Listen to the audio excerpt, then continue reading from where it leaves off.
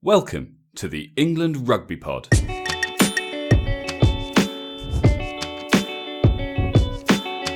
Thanks for downloading episode 69, our round 2 roundup of the Six Nations 2018, where we take a look at that try and that tackle. You're listening to the England Rugby Pod, the rugby podcast that believes England will win the World Cup in 2019. Hey guys, thanks for joining us on midweek episode. Another cracking week, round 2 of the Six Nations, obviously out the way. Lots to talk about there. I'm joined, of course, by Dan. Hello, Dan. Hello, Andy. How are you? I'm good. That's right. As Dan says, I'm Andy, and that's Dan. There's a reason for this. So we've had a couple of reviews that I just want to read out and thank people. Firstly, on Twitter, Ben, who's at Fordster87, just found the England Rugby Pod on Spotify. My new best friends throughout the Six Nations. Hashtag rugby, hashtag podcast. So one, thanks for finding us and sticking with us, Ben. Hopefully you stay with us throughout the competition. And two, Legend Forster. Thanks for sharing on Twitter, spreading the love. That's what we like to see. Second one, slightly different. So this is from 9 Points Jim on iTunes. He says, hang on. Is that Jim Hamilton? No. Because he's known as 9 Point Jim. Is he? Yeah. Right. Well, if it's Jim Hamilton, it's even more of a mug off. So we'll he's a legend. We'll move on to this. He says, "Good genuine chat." That's the title for his post. He says, I do like how it's a bit more close to the ground when talking about what matters to the fans. Andy and Dan have a good bit of banter. Just Andy's voice is a bit like a chain-smoking Joe Pasquale, so it takes a while to not piss you off. Overall, great pod for general rugby chat. 9 Points Jim. I'm Andy. That's Dan. Look, mate, I've had a think about this, okay? When we got an email the other week from a Miss Jess Alba from Hollywood, California, saying, Dan's dulcet tones and his just general demeanour is such a turn on to me. Did I try and put that on you? Or did I accept that it was aimed at me? So, mate, clearly he's saying Andy's voice. So, take it, own it. Mugged right off. More importantly, Jim, you seem to like the pod. Why only 3 stars, my friend? Jim, that's a shame. I feel like that was like you slipped when trying to put 5 stars in. I feel like it was an accident. Do you know what, though? That's a nice review. That is quite a cool review. And I think it's a fair reflection, not the 3-star, because obviously it's 5-star, but I think what he says is probably a fair reflection of that's what we're about. Sort of what we're trying to do. Yeah, absolutely. So guys, appreciate the reviews, even if it was a bit muggy to get our names mixed up. But keep them coming. It's always good to just for us to know what people think, and hopefully for other people who are considering having a listen to see what you guys think too. So.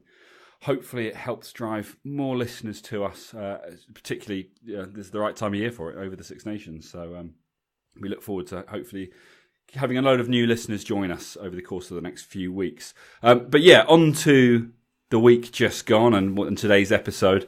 Obviously quite a lot to talk about, a few little bones of contention over the weekend, as you'd expect, particularly an England-Wales weekend.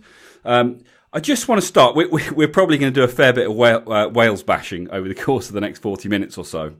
So just to kind of balance things out a little bit, Wales gave away only 2 penalties in the entire game against England this weekend. That's a hell of an achievement. That is brilliant. Teams just don't do that anymore.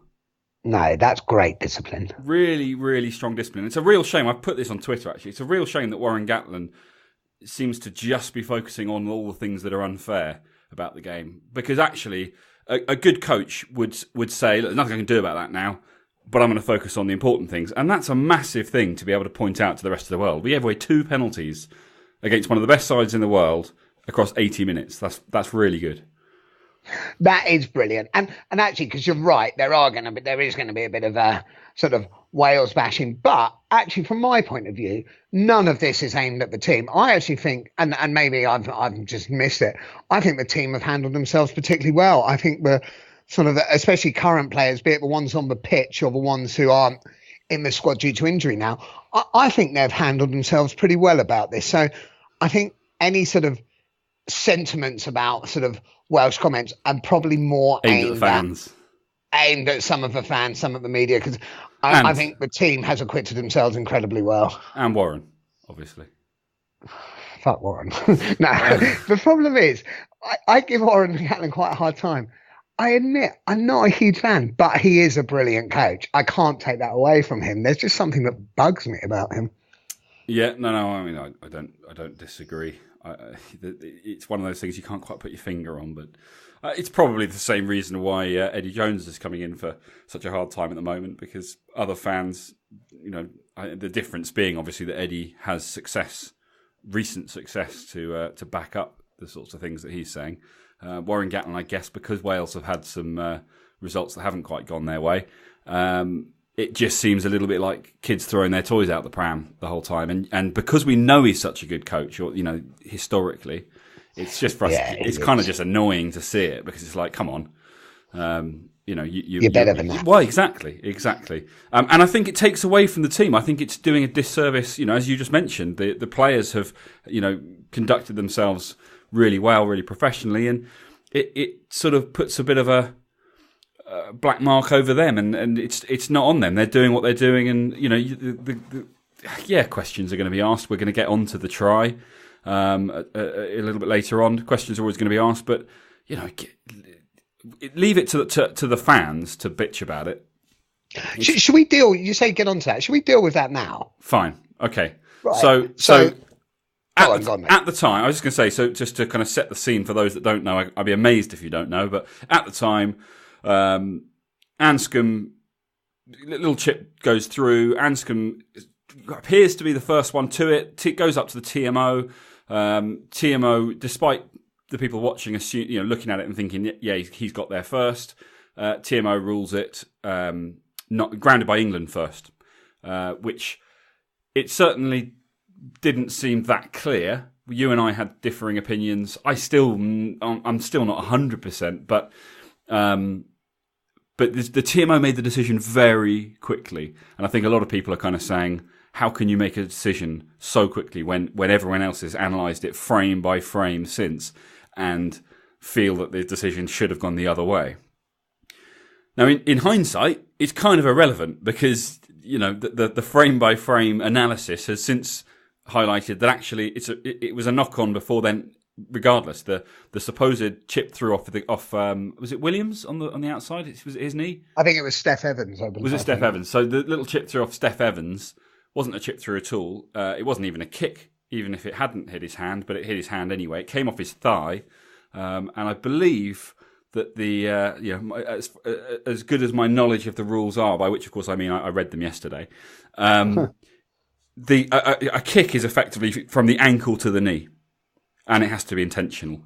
So here's my take on it. So yesterday I said that I thought it was a try, and I did. The fact is it wasn't a try, but not because of the grounding. It did come off his finger. I actually thought it came below the knee, but that's regardless. For it to be a kick, it has to be dropped down. For it to be a kick, it has to be under control. Yeah. So even if it touched his hand and then it came off his boot, that's irrelevant. There was no control. It was a knock on, but the right decision was made. Whether it was made based upon the right result, the right reasons. Yeah, the right result was there. Wrong decision. I mean, I'm still sticking by my guns. But it seems that I'm in a vast minority as far as the touchdown. Yeah, I thought the touchdown was a try, but that's irrelevant. So my reasoning for the touchdown, right, is in all the slow motion replays that are all over social media now. You see his hand kind of reach the ball first, then the shadow between his hand and the ball gets bigger, which means there's got to be a gap there for a shadow to appear at all, and then there's the still of him getting fingers on the ball first. So on that basis, this is like the moon landing conspiracy. On that basis, that would suggest to me that he touched the ball, then his hand moved away, then the ball hit the ground, then he grounded the ball first. But that would also be a knock on. Anyway, it's irrelevant, as you say, because it actually was a knock on before then. Correct result. So yeah. And this is another reason why it's frustrating to hear Warren Gatland talk about the things that he's talking about. And I know that he commented before all of this came out, but he kind of put the result of the game on that one thing, and it's like, well, look, what have you got now? Because you've basically said the Wales only lost because of that, and it turns out that was never a try anyway. So here's and firstly, there's two things about this. First one is last week when there was clearly a forward pass and they were given a try. All the Welsh pundits, sometimes they go for you, sometimes they go against you. We were lucky this time, next time we won't be. So, get over it if you're saying that. Secondly, that does not change the result. So even if that try is given, because what you've got to remember, Wales then went back for a penalty and kicked 3 points. Yeah. If they score that try and convert it, which by no means was guaranteed because of, like, Patcher wasn't kicking the best. Yeah. So even if they get 7 points, you take off the 3 points they would have got from a penalty, it's still 12-10 England. Yeah. So, no, that doesn't win you the game. So, no, let's bear that in mind. That was their first 3, wasn't it? I can't remember which point, but they got a penalty as a result of it. That was their first point. So it would have been 12-7. But let's say they'd got those other 3 points anyway. Well, what I'm saying is the other 3 points only came because they didn't get the try, because it was an advantage, wasn't it? Yeah, exactly. So had they been given that, which we now know would have been incorrect, and we'd all been up in arms about why they'd been given the try, had they been given that, it would have been 12-7 to England. And look, England have proven over the course of 24 games, 23 wins, I think it is, that they are a team that knows how to grind out a win. Yeah, it wasn't pretty on Saturday. But, World Cups don't require pretty rugby. They require a team that knows how to grind out a win. And sure, we'd all love to see England, play the best rugby of their lives every single time they step out on the field. But it's unrealistic to expect it. So what you want is a team that knows how to work together to make sure that they control the game enough to get the W at the end of it. And I genuinely believe that had Wales been given that try, England still would have won. They would have adjusted the way they were playing, and 100%, mate. 100%. Obviously, you can't guarantee any of these things, but it certainly for me wasn't a turning point in the game. The turning point was the tackle, because I think if that tackle isn't made, what tackle? What tackle? I mean, not surprisingly, a lot of Welsh fans making a big song and dance about why is everyone banging on about this tackle? It was pretty ordinary. Really? Shut up. It was a match winning tackle, because I think that the difference there is that would have, Wales had momentum at that point. 7 points there would I think have changed things. Obviously on the scoreboard as things stood it would have done, but I think it would have changed the momentum of the game anyway. It was an amazing tackle. And it was one unreal. of those, and the other thing, Welsh fans are a nightmare. So as soon as that kind of was done and dusted, all of the sort of abuse that was being thrown out on Twitter suddenly became about how it was poor finishing. I don't get how that's poor finishing. That try is scored. I don't think he could have done more. 99 times out of 100. I don't think you can put that on him. Yeah, absolutely. 99 times out of 100. Better odds than that, probably. He scores that try. And there is only one thing that Underhill can do to stop it, and he did it. And actually, if you watch the whole replay, I think when the move starts, Underhill's on the floor at the 10-metre line. He kind of gets to his feet, targets the corner, and just puts on the afterburners. And either it's exactly right, or they score a try. It was a phenomenal tackle, and I don't care what anyone says. That is one that will be kind of referred back to, I think, for many years to come. It was world class, absolute world class tackle. But so looking at the game as a whole, the Welsh stood up. They did pretty well. That 2 penalty count thing, that is the sort of thing that can always keep you in contention for games. But I think England were a little naive. I said this on Saturday as well. They didn't engineer, and they had chance to engineer a position for a drop goal, which I think they should have done. They should have taken.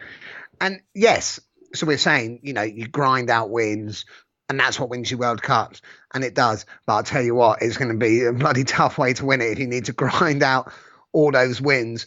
I think there's still, and I'm sure the team will develop with this, I think they can make life easier on themselves. They absolutely can, but I think that this is the point. England don't grind out every win. No. They have the ability to grind out a win, and that's the key difference. Because no team is going to go out and win 23 out of 24 games playing beautiful rugby every single time. It's just not going to happen, because to think that it would is just to be disrespectful to the rest of the world. Yeah. You know, other teams don't make it possible, and teams like Wales giving away 2 penalties in 80 minutes, they don't make it possible. And I think the pressure that comes from not being able to force errors from the opposition makes it difficult to kind of play kind of perfect flowing rugby, and that's when you need to have guys that can, you know, change things up a little bit and just do what needs to be done, and you know that's what they did. So yeah, I don't, you know, yes, if England play like that every time they step out on the field, it's a tough way to become number one in the world, sure, but I don't think they're going to do that. I think you know, these things happen, and it's about dealing with it when it happens. My next complaint is actually still part of the that tackle sort of scenario. Okay. Huge amount of abuse coming in for Mike Brown. Not about how good he is or whether he deserves to have been man of the match, and you know, obviously following on from the whole what Eddie said after the game, and we'll get onto that too. But that tackle, there was an incident. I mean, it's being called an incident that apparently makes Mike Brown, you know, a vile human being. I don't really understand. So the tackle gets made. The guy obviously gets up. He's, you know, Williams. He's gutted because he hasn't scored the try. Mike Brown runs over, tries to grab the ball from him so they can get on with the game. Mike Williams gives Mike Brown a shove. Sorry, I'm not sure what that is either, brother. Yeah. Carry on. A shove. And you know, there's an exchange of words, and Mike Brown grins in his face, and you know, it's a bit sarcastic. But you know, these things happen. I mean, look at every single scrum. Every time a team wins a scrum, particularly if it's against the head, the prop's going to square off and grin at each other and push each other and shout in each other's faces, and no one ever says a word. I don't really understand why Mike Brown is such a horrible person, because he smiled at the guy. So this is what, and I don't know this for a fact, I think a lot of this stuff, a lot of what's been saying is probably coming from one Welsh media outlet. I'm pretty sure I know which one it would be. I don't know this is true. Doesn't matter, name and shame. Yeah, I think it's Wales Online, and they will do anything to mug off England especially. Fair enough, of English, and we do it to Welsh, so fair enough. But I think there's a danger. Yes, like you're right about Mike Brown. I think it's pathetic. It's pathetic that they're calling it. But let's be clear. This isn't every sort of Welsh person saying it. It tends to be one source who are sort of shaming, unfairly shaming sort of other Welsh people. The whole try thing, and I did see one comment that annoyed me, and this wasn't from them, saying, it doesn't matter if he knocked it on because the TMO didn't see that. Yeah, it does matter, because it's still the rules of the game, you dickheads. And also, the TMO apparently didn't see the grounding, so... It's like, what? That doesn't make any sense. Yeah, weird. But yeah, I kind of think there's definitely, you know, it's people with their pitchforks when it comes to Mike Brown, and I know that you know, he's notoriously angry. Say again. We've done it ourselves. Yeah, we have. Of course, we have. Yeah. And you know, he's notoriously an angry man who gets a bit fired up. But on this occasion, I mean, I'm reading kind of headlines like, you know, the incident that has got everyone talking about Mike Brown. I'm like, what? How is that an incident? Are you fucking kidding me? So yeah, that was a bit weird. And I guess that leads on quite nicely to this whole kind of hate campaign towards Eddie Jones. Couple of things. I mean, obviously there's a few things that he said before the game, and you know, we got different opinions on that. But after the game, the big thing about after the game, how he's showing his true colours. One ex-Welsh pro said that he's bringing the game into disrepute. What? What? Because he asked the question, you know, does Patchell have the bottle? Because he said, I'm not massively keen on Alan Wynne-Jones telling the referees how things are and talking too much to them and potentially being too influential. And because after the game, he said to the media, he called them out for absolutely rightly, saying, "You guys have spent 2 years telling me I don't know what I'm doing when it comes to my fullback. I've been telling you that I do know what I'm doing, and I've been selecting Mike Brown. Now he has the game of his life, and suddenly you're all saying how great he is." And it's pissing by the way, me off. This is really good anger you're showing. I like it. You're good. But it's, do you know what I mean? Like, how is that a bad thing? He's defending his players. He's defending his job. He's defending his selection process, and fair play. And he's telling these guys that they're pissing him off. How is that? I don't understand why that's a bad thing. Mate, relax. Go and have one of your 20 cigarettes or something. Yeah. But what? No, you're right. You are right. And the problem is, here's the problem. Like at the moment, and sometimes I find this a bit cringy, a bit annoying. But interviewing head rugby coaches can be quite painful. They can be quite aggressive. They can be quite sulky. But you can't blame them. Anything they say, the media will use however they want to manipulate it and to make it, and if that makes them look really bad, the media are more than happy to do that. So but do we the coaches have to be on guard and they have to defend their corners. And does it make it sometimes it can make it frustrating as a fan because you don't get a frank, open conversation that you really want, and you don't always get that. But I don't think you get that with Eddie Jones anyway. And it's one of the things I like about him. He's quite funny. He takes the piss out of himself. He takes the piss out of the guys who are interviewing him. He's quite quick-witted.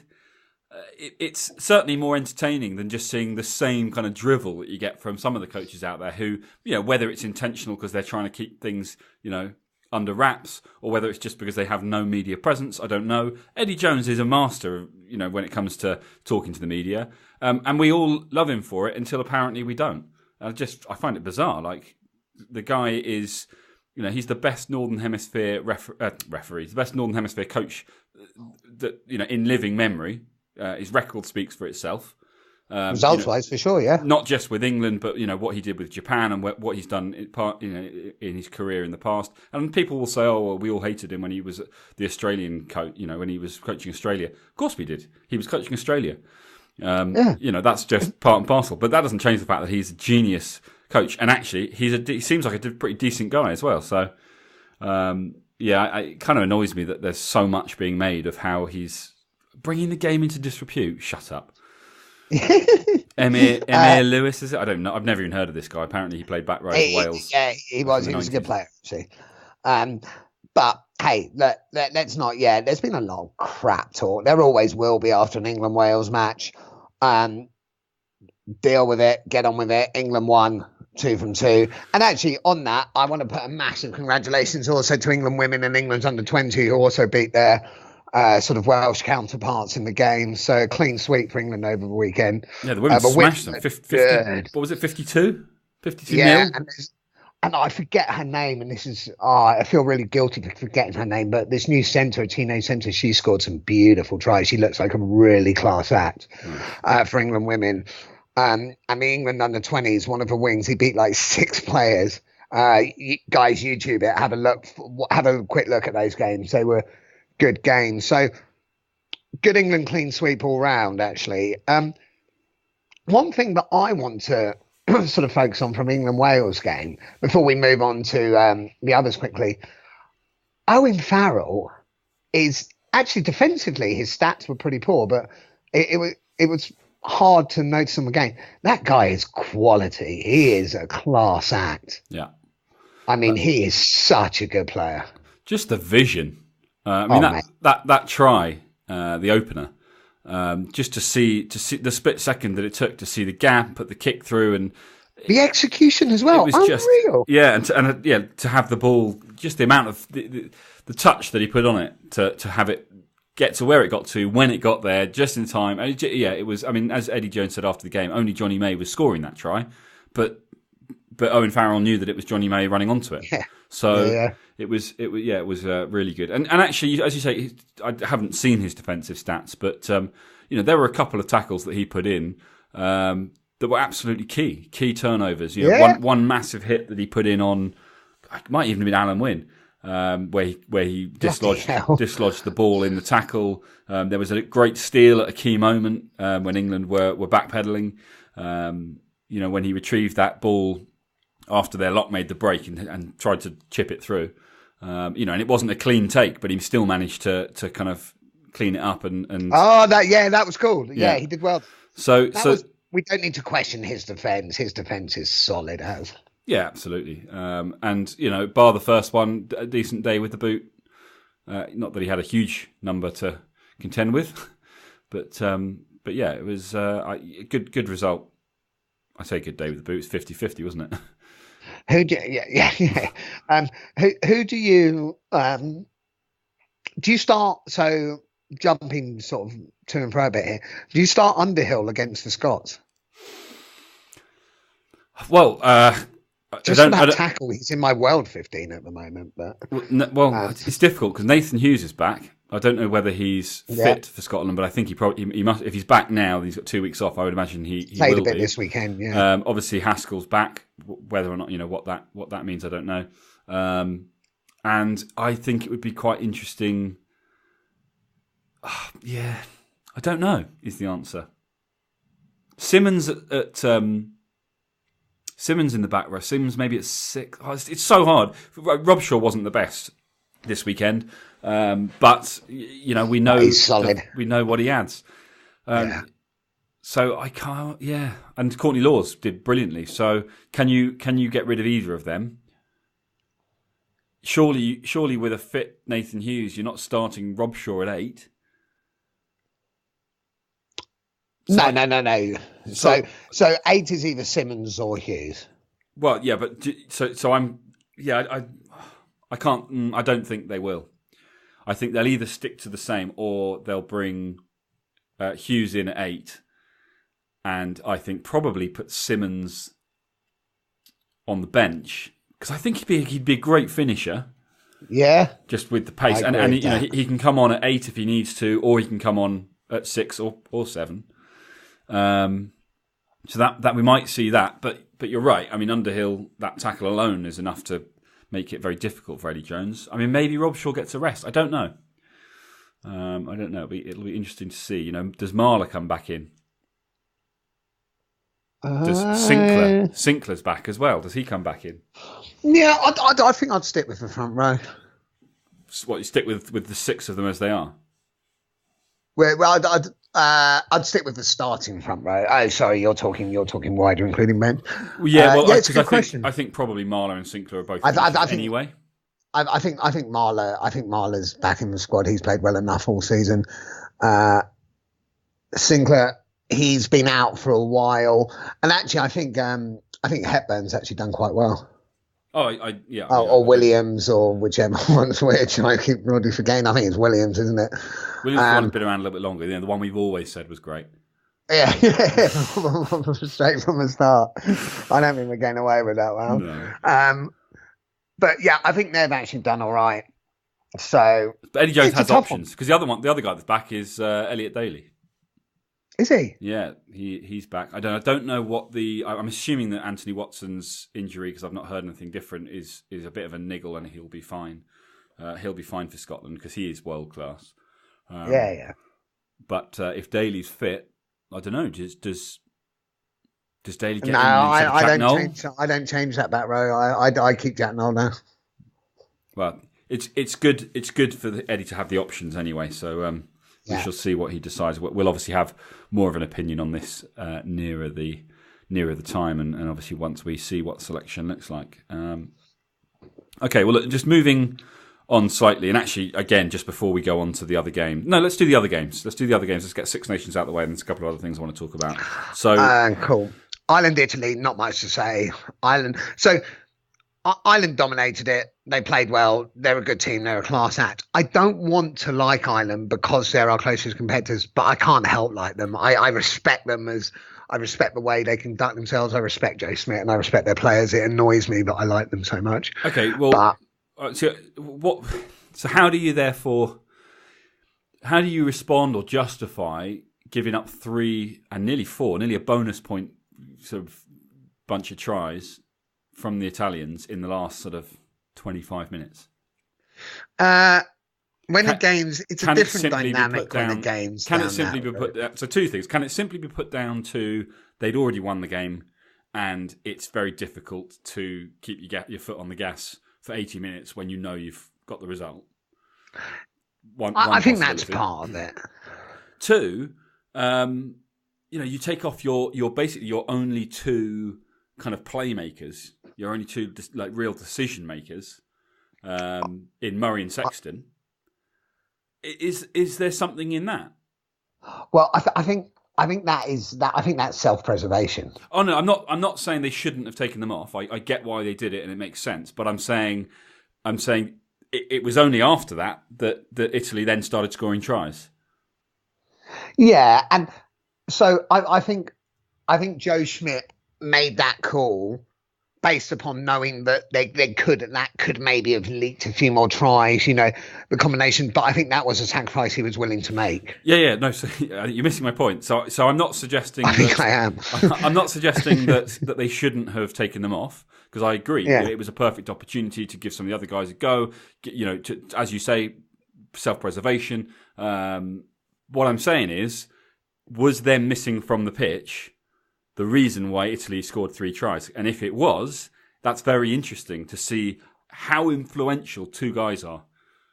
Yeah, I don't think it's just that. I think it's situation. You see it time and time again in these high-scoring games where the whole dynamic of the game's changed. It's a lot more open. I think it's a mixture of everything. So I wouldn't read into that too much personally. But it's interesting because that last 20 minutes here, we talk about it, week in, week out. It's where games are won and lost. So it's absolutely key to be able to be clinical in that last 20 minutes. If all else fails, you've got to win that last 20 minutes, and you've got to go out. You've got to be strong, and it's one of the things that England, this week aside, have been pretty good at. Throughout the whole Eddie Jones era, is really kind of just putting their foot down in that last 20 and just and beating teams if they haven't already at that point. Ireland haven't had that test yet. Yeah, it's mate, it's such a tough one, because the thing I want to look at from this game on a wider Six Nations point, we mentioned last week Italy were showing glimpses. They still got beaten by England fairly comprehensively. They're still being beaten by Ireland comprehensively. Do we need to look at perhaps a chance for Georgia or Romania? Do we need to look at giving another country a chance to come into the Six Nations? Because Italy are not moving forward. I think this debate was had last year. It's been had for many years. I think look, Italy. If you listen to any of the sort of the pundits, the guys who are in the know and involved, Italy are on a 6-year plan. This isn't going to happen overnight. But already the difference between last year and this year is huge. And yes, they still got thumped, and yes, there's still quite a lot to work on. But they scored 3 tries against Ireland. They scored 2 tries against England. This is something they weren't doing before. So, bar the odd interception or whatever.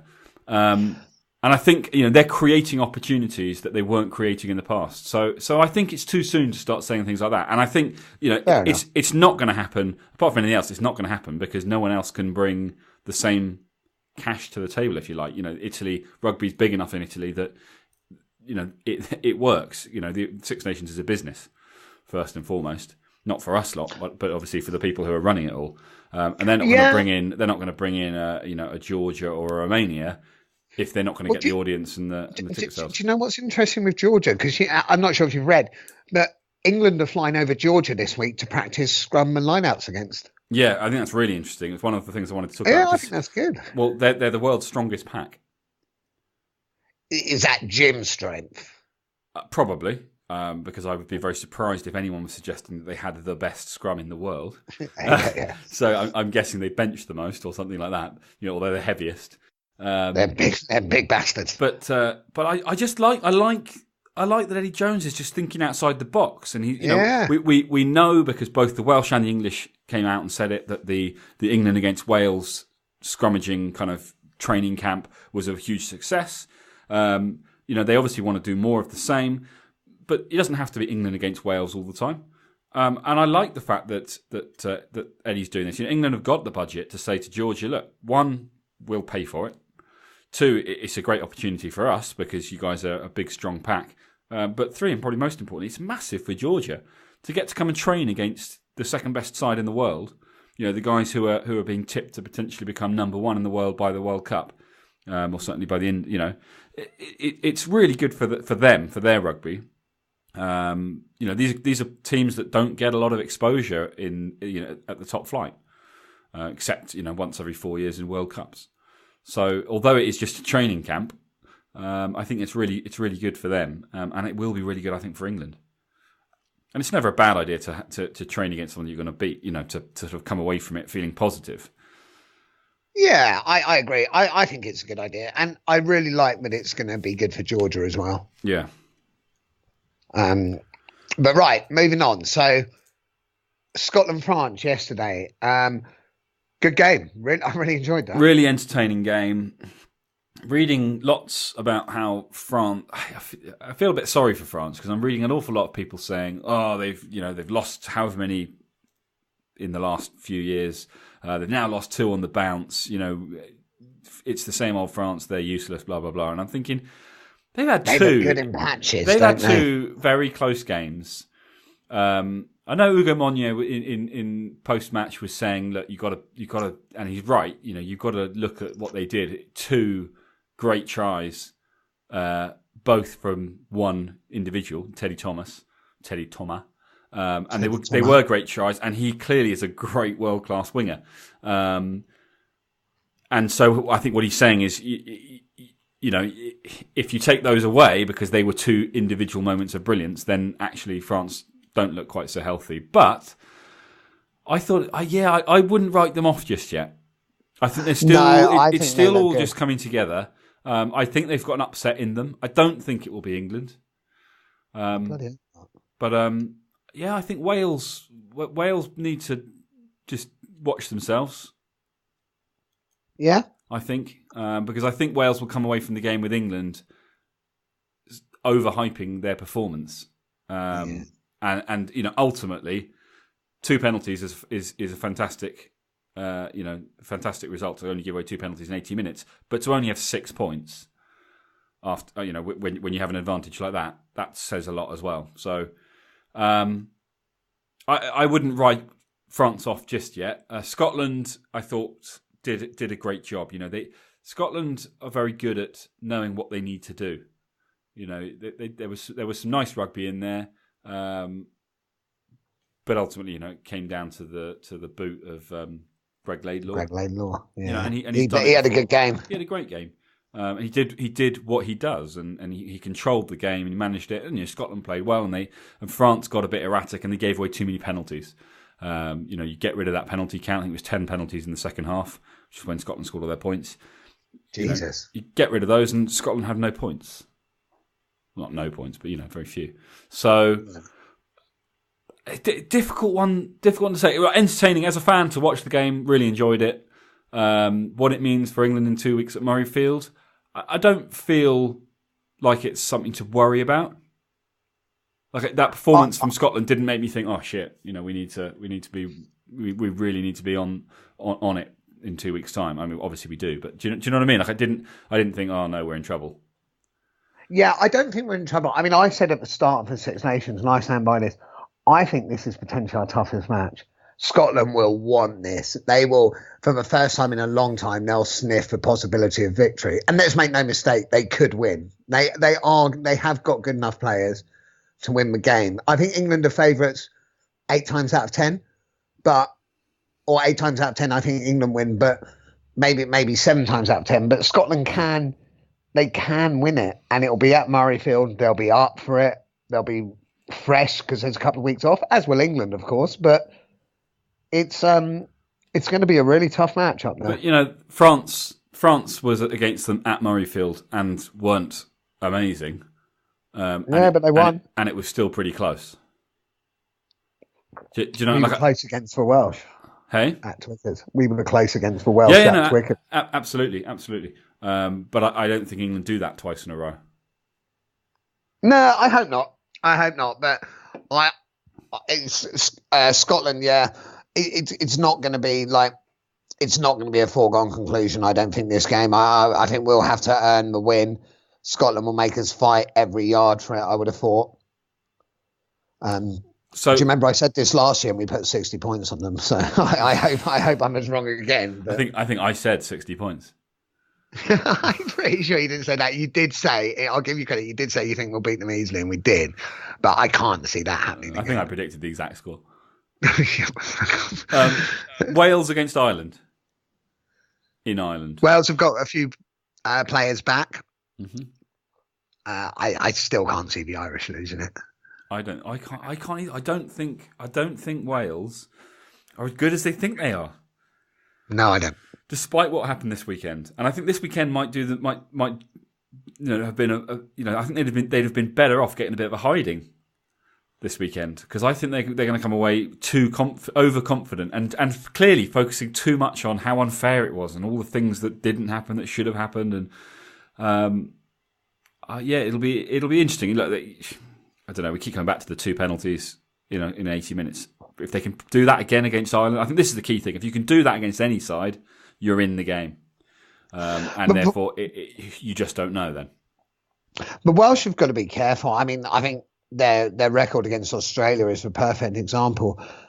There's so many times where they were nearly men, and it's like, oh, it's such a shame we could have won it with this, so close. It shows how competitive this Welsh team are. In international rugby, it doesn't matter shit. Like, you win or you lose. Only as good as your last result. Yeah, sure, why not? But it's, a heroic loss is still a loss. Yeah. So and there seems to me, and I might be being massively unfair here, but there seems to almost be a sort of slight Welsh mentality sneaking in that, the boys, they put everything out there, they left everything on the pitch. Who gives a shit, man? You still lost. Yeah, I mean, we were saying it, actually. It was either the last Six Nations or actually it was probably more likely the Lions tour. And we were saying, Alan Wynne-Jones has a habit of focusing on how well they did when they lose. Whereas you look at England post-match and Dylan Hartley, even if England absolutely dominated, he still is looking for where they can improve. How can they be better? Which is very All Black-esque. Yes. And I think that's what you need to be the best. You have to always be looking to be better, no matter what happened. Yeah, of course. And you have to never be happy with the result, because there's always something you could have done better. You'll have time to be happy about it when you finally retire, having achieved what you're out to do, which in England's case is obviously be number one. But really, that's what everyone wants to do. So I think, I agree with you. I think there's too much of a sort of, about taking part, lads. And that's massively undervaluing. Undervaluing what the Welsh do, because it's obviously not quite that bad. But it's a little harsh, I'm going to stick with it anyway. I'll back you. Right. I mean, I think that probably sums up a fairly interesting round 2 weekend. Unless there's anything else you wanted to cover. No, I don't think so. I think that was. Good weekend, Six Nations. I hate these middle weeks. I just want to watch rugby. But in some ways it's nicer because the Six Nations goes on a bit longer. Next round will be really interesting. We will get another episode in. Probably leave it until this time next week now, since there isn't a midweek. There isn't a game next weekend. But we will be back in 2 weeks. And we'll probably leave it till the Thursday, actually, when they do the squad announcement. See if we can't get you a little cheeky episode out once the squad's been announced, especially as there'll be a few new people available, and see if Eddie does make any changes following only a very narrow victory against Wales at Twickenham. Yeah, maybe sneak one in. I've got a feeling. I don't know why, and I don't know what, but I've got a feeling stuff's going to happen over the next week. So if that does, we'll get one out before. Otherwise, like you say, possibly after the squad announcement. Excellent. So, guys, we'll have you back. Well, we'll be back for England against Scotland at Murrayfield, 2 weeks' time, or just under 2 weeks' time now, where we'll more of the same. In the meantime, we're trying to do a lot more on Twitter, so get in touch at England Rugby Pod. Let us know what you think. Ask your questions. Challenge us if you think we've got things wrong. I'm sure there'll be more than enough people out there who disagree with most of what we have to say. So, don't simmer on it. Let us know, and we can talk about it on Twitter, and we can talk about it in the next episode. Guys, please keep sharing with friends and family. Get on iTunes, drop us some reviews, hopefully 5 stars. Hopefully, remembering that I'm Andy and I'm Dan. Sorry, is that what you were saying? That's what I was going for. I didn't realise this was a generation game. It is. Dan, aka Joe Pasquale. Mate, they said it was you. Own it. Confusion. All right, just own it. Anyway, get on there, drop us some reviews and ratings and what have you. Get in touch on Twitter, as I say, and most importantly, just come back and join us again in a few weeks' time, or when we put our next episode out. Subscribe, that's the best way, and then the episodes will be waiting for you. And we look forward to having more of you listening in to what we have to say in the not too distant future.